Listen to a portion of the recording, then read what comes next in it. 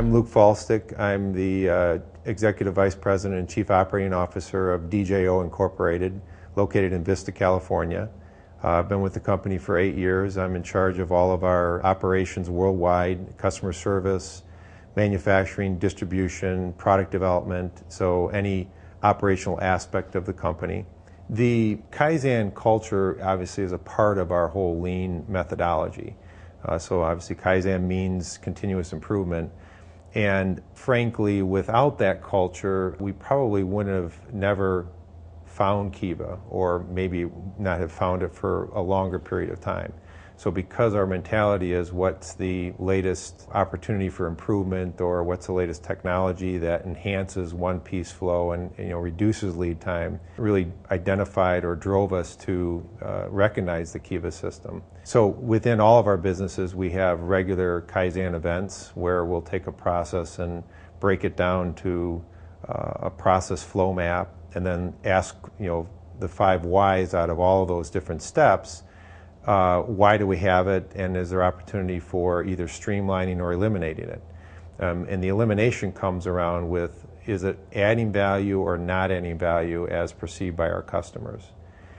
And if you think about it, distribution, this sounds bad, but it's a necessary evil. Keeping product available so you can service the customer from a customer perspective is not adding direct value to them, other than it needs to be there in order to give them product in 24 hours, which is what adds the value. So with Kiva, it really enables us to reduce that time and ultimately reduce our inventory levels.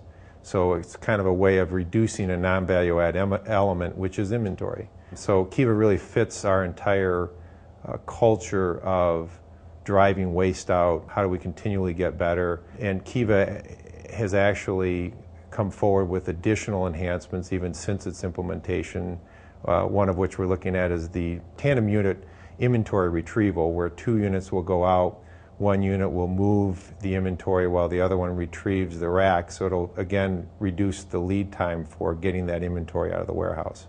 We focus on lean manufacturing concepts, so we're very much about reducing lead time, reducing non-value add steps in all of our processes, so that really overlays on anything that we look at.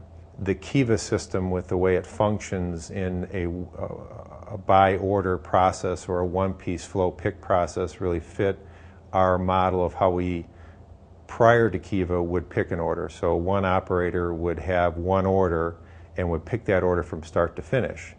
And that way you have the accountability of, is the order correct, reduces the lead time of there being batching between picking and packing and shipping. So Kiva fit that model in terms of how it operated.